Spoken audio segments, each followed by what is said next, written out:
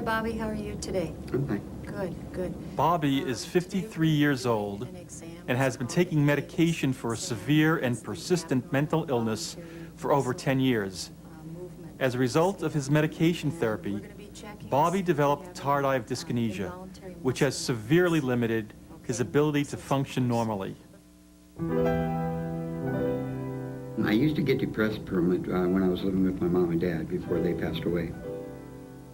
Because my mom would always make comments, you know, can't you sit still? You know, can't you quit moving your mouth? And that would depress me. It affected me a lot back a couple of years ago because when I had teeth.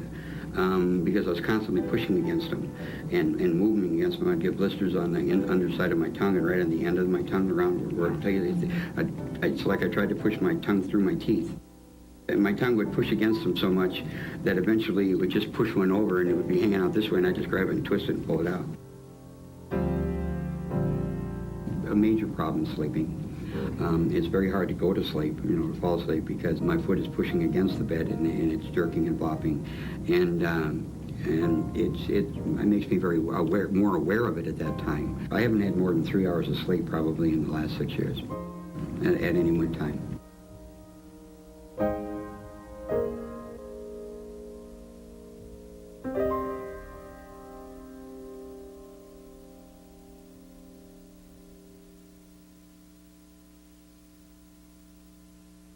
Hello, I'm Bruce Kynan, Senior Clinical Research Physician at Eli Lilly and Company.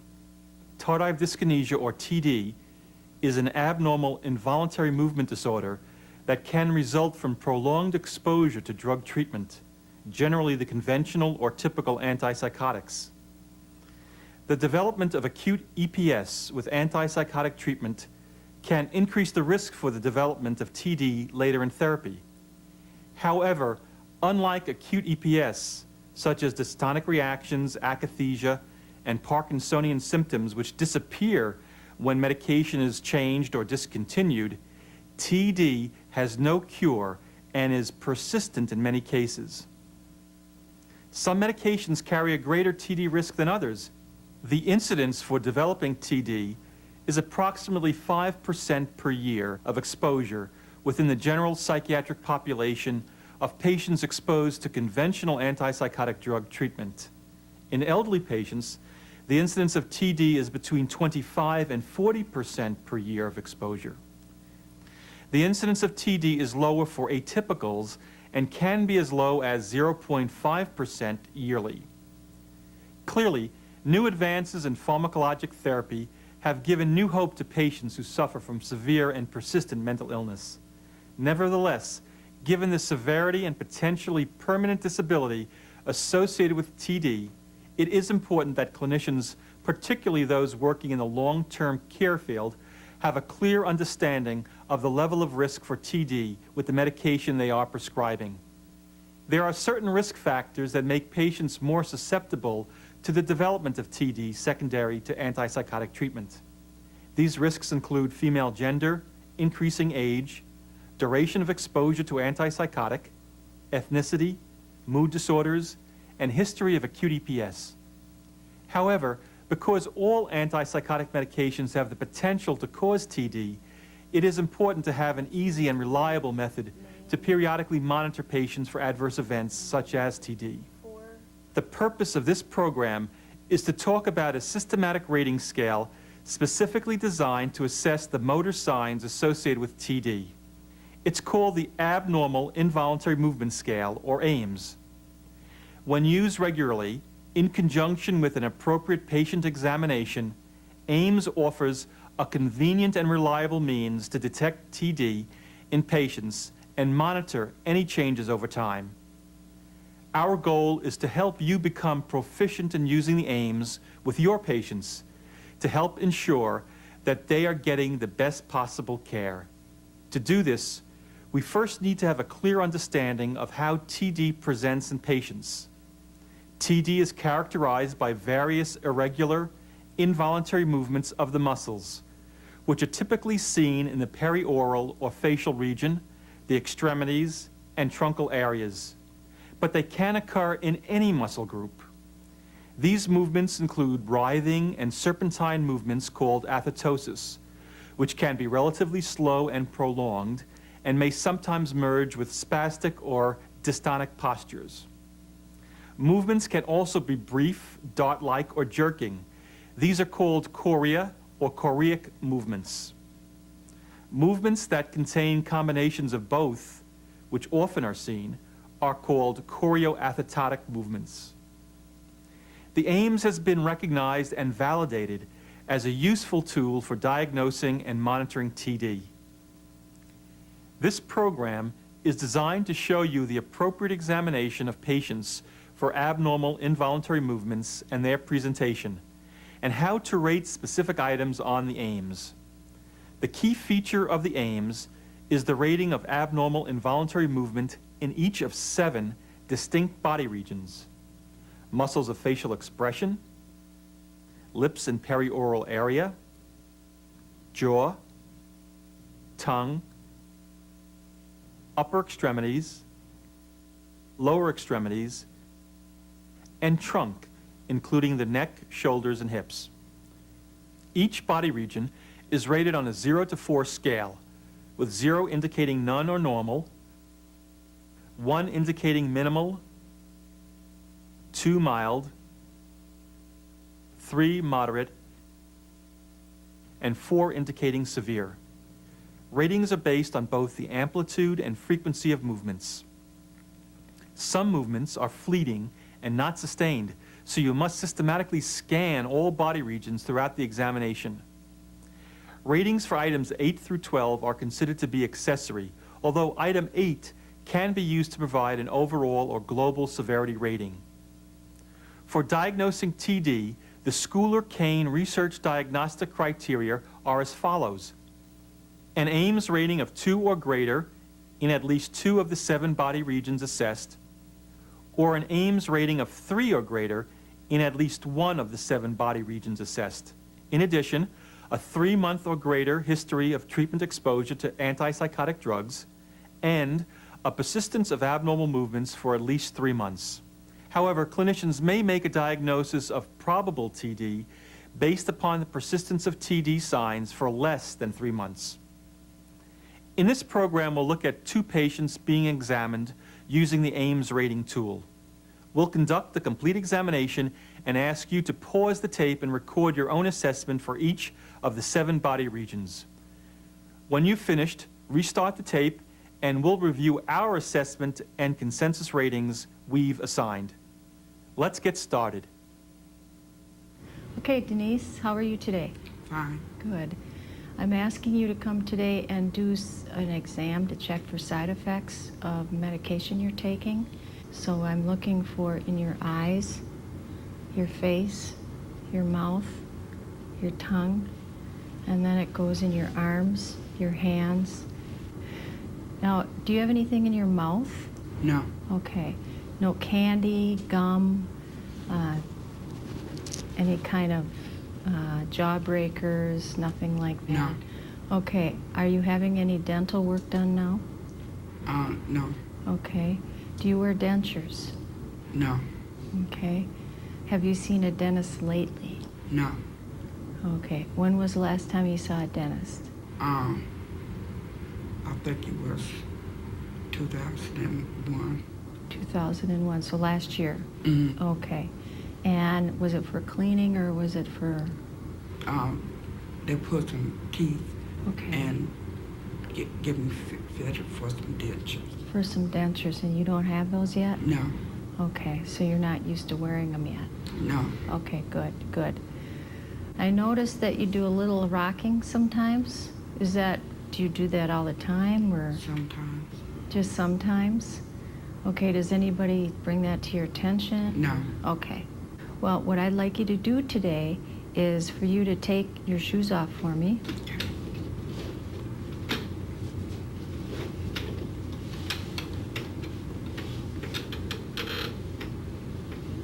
And sometimes our chairs can be a little high, so I want to be sure you scoot forward a little bit and make sure your feet touch the ground, okay? It's important that I have your feet flat, okay? Good. Just put your hands out like this. Good. The first thing I want you to do is, why don't you name 3 animals? Cat, dog, cow. Okay, good. Do you have a dog or a cat? No. Okay.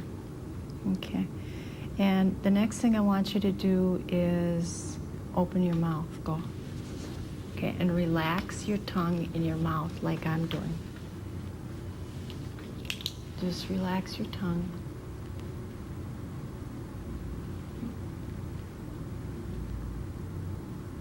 Okay. Okay, good.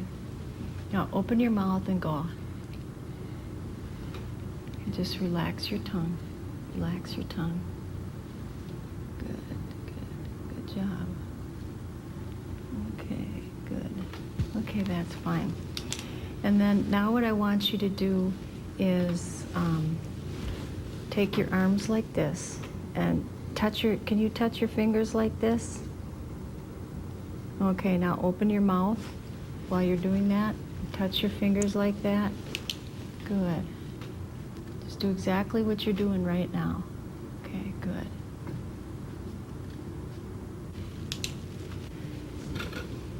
I'm going to check your arms to see if they're stiff at all. See if I can do this kind of stuff to it, okay? Okay. Okay. Okay. I want you just to relax your arm. Let me put all the weight on my arm. Put all the weight on there. Good, good, good. Now I'm going to check to see if you're stiff there and here.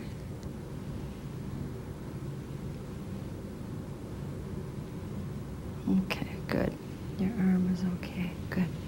Just relax that side. And then we're going to go over here and just relax your arm. Good.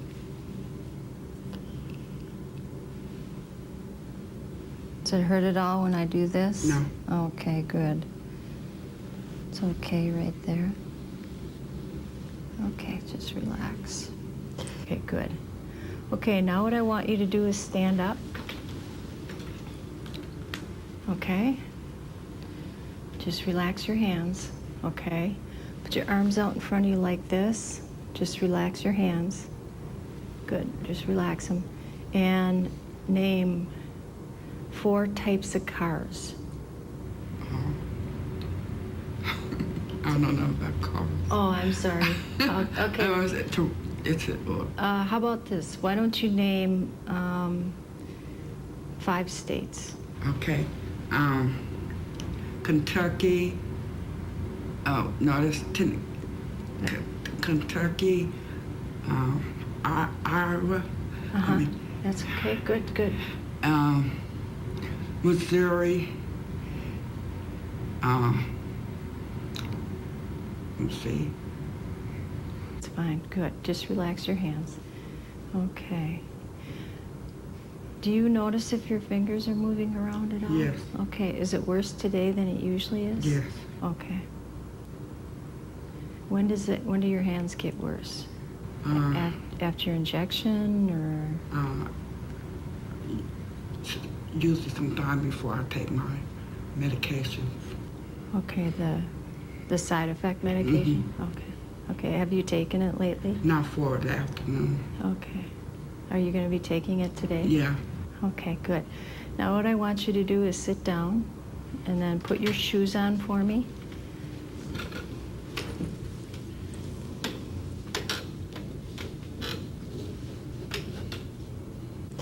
Now I want you to walk to the corner and come back.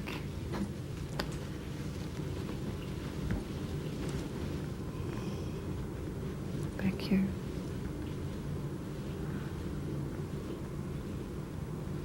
Okay. And then come back to the chair. Okay, very good. Okay.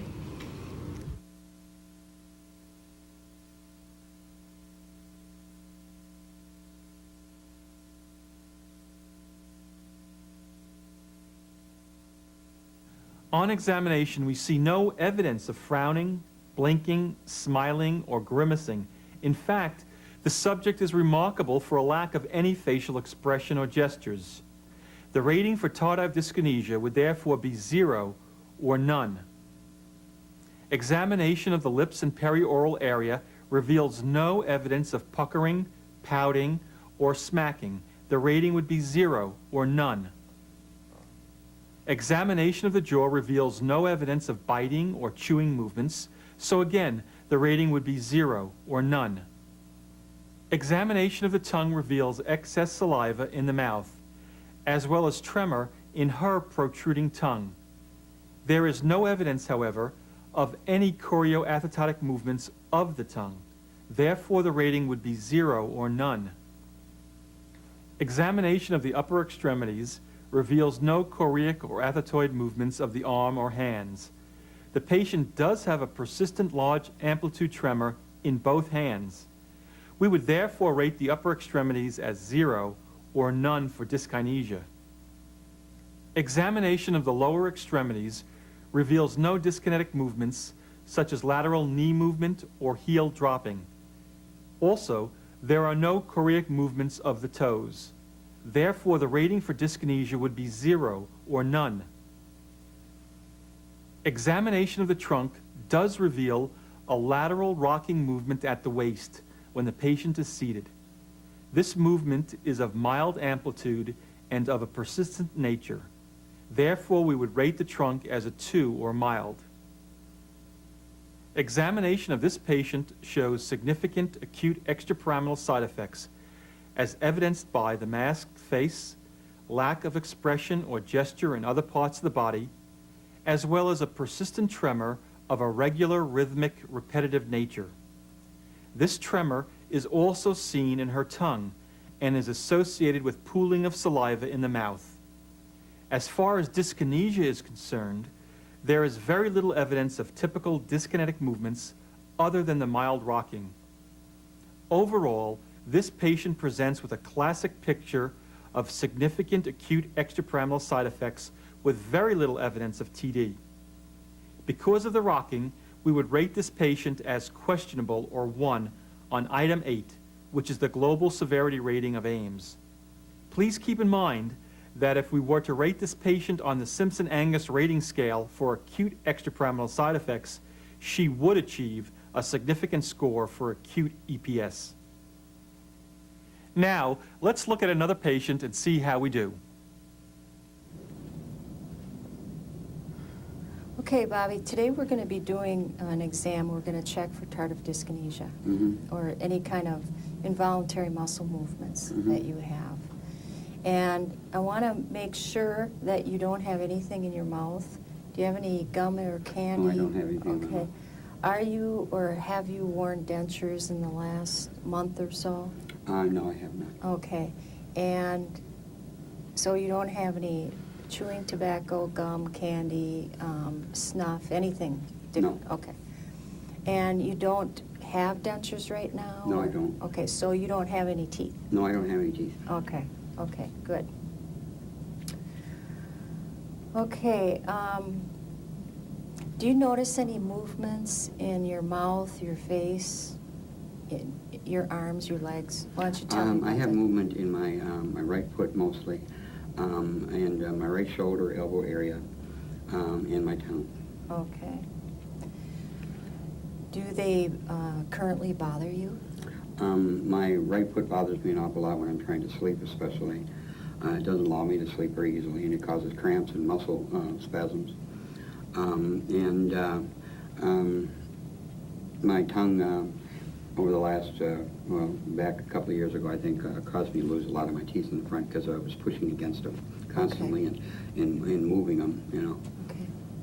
And as far as doing any outside activities, I don't know, as far as golf, softball, anything like well, that? I had mentioned to you before that it interferes with my golf game because when I'm trying to swing the club, my right arm will jerk and put it out of position so it doesn't strike the ball properly, you know. But It's taken away from some of the enjoyment of the game. Okay, and as far as your stance when you golf, your right leg, does that move around? It moves around a lot, but I don't have a proper golf swing totally anyway, so I haven't noticed too much there. I notice more with my right arm than with the right foot. Okay.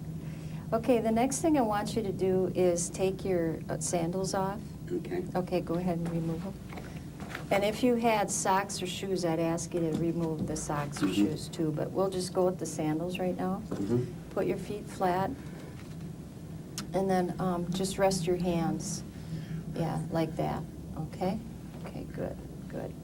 Now the next thing I want you to do is I want you to open your mouth like this and let your tongue rest in your mouth, so go. Okay.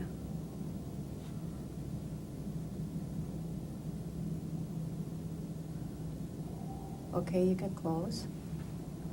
Now I'm going to have you do it one more time, but try to keep your mouth open so I can see the movements. Okay. Okay, go ahead.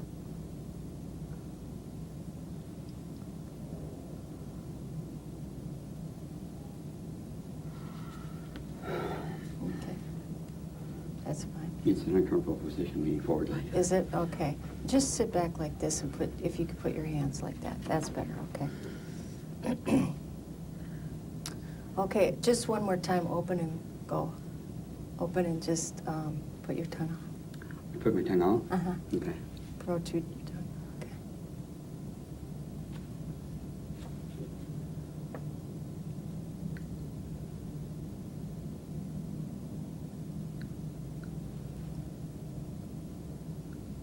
Okay, good. You can stop. Now what I'd like you to do is with your right hand, put your hand up like this and touch your fingers with your thumb like I'm doing. Okay. Do it as quickly as you can.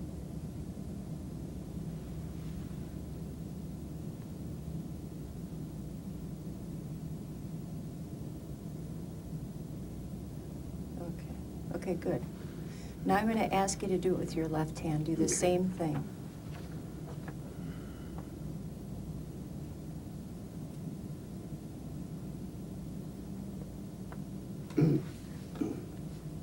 Sorry. You need to stand up No. and stretch it out. I got a Charlie horse. Yeah.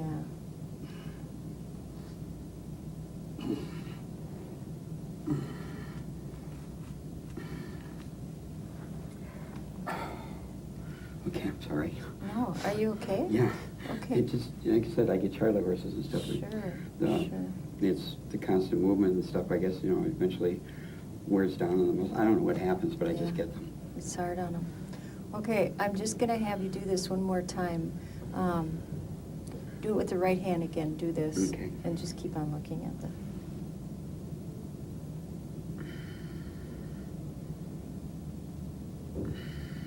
Okay, good. Good, stop. And now do it with your left.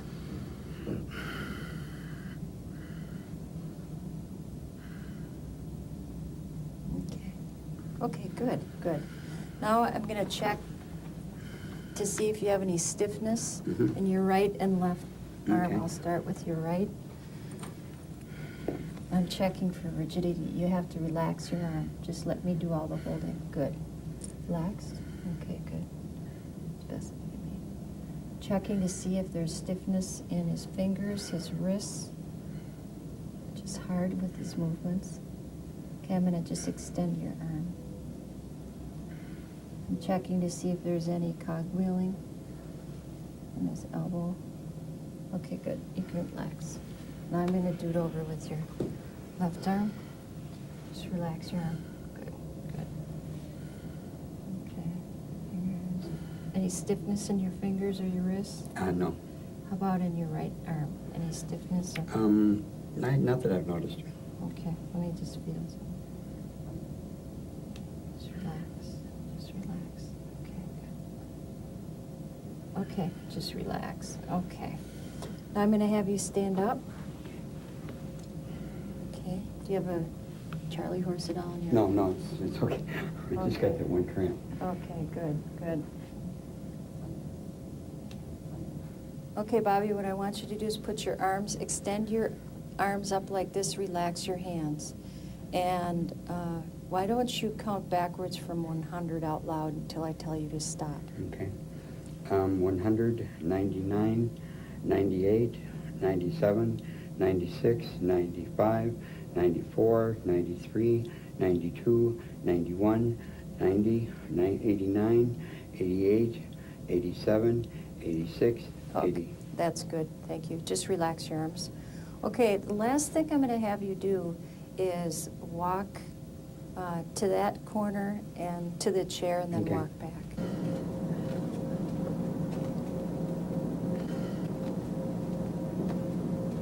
Okay, you can come and sit down here. Okay. Good job, okay. You can put your sandals back on. Okay.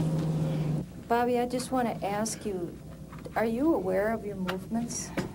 I'm aware of my right foot movements at night when I go to bed because it keeps me from sleeping. Okay. And like I said, people make comments about my tongue, Okay. my mouth, actually. It's like Okay. I'm, can't sit still. Okay. And my right arm when I'm golfing, of course. And my right hand when I'm trying to cut something. I have to be careful because Okay. when it jerks, sometimes it'll be a pretty distinctive jerk, and if I've got a knife in my Okay. hand, I can't stop the movement. Okay. And so I have to be careful not to cut my left hand or something. Okay. Okay.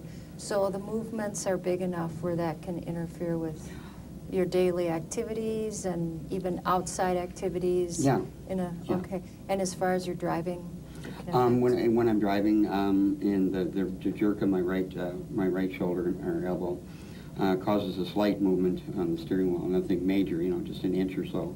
But Okay. it's enough of a jerk for a passenger to notice. And the constant movement on my foot is difficult without cruise control. I use cruise control an awful lot. Oh, okay. But without cruise control, it has a tendency to variate 1 to 2 miles an hour, up and down because of my foot moving against the gas pedal and backing and stepping off and hitting it again. Okay. It's nothing major. It's not like I'm going, rah, rah, rah, rah, Right, but it's just right. a little push and release type thing. And it just causes not a jerk, but kind of a rocking motion with the car. Right. Okay. Okay. Thank you for your time, and you did a great job. Thank you. Yep.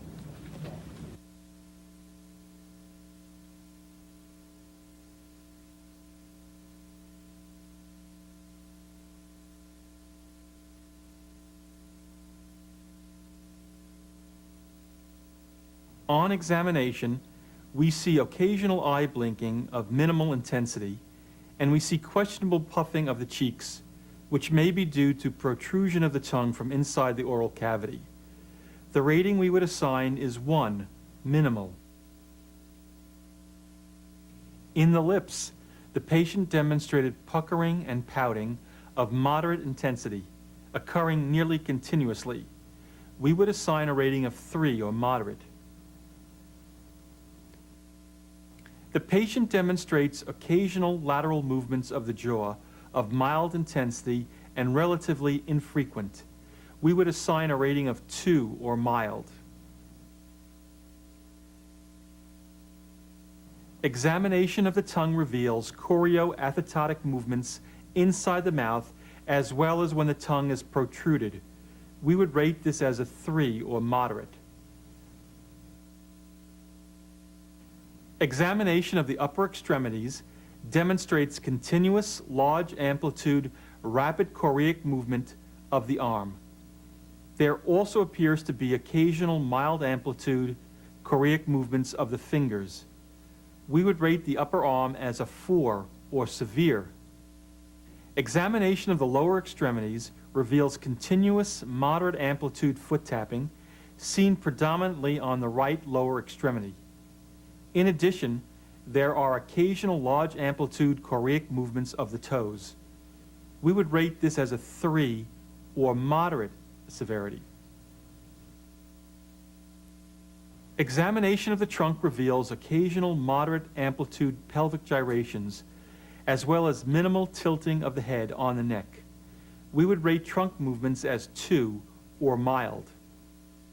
Examination of all 7 body regions demonstrates predominance of the movements of both moderate and severe intensity. The overall global rating that would be appropriate is a 4 or severe.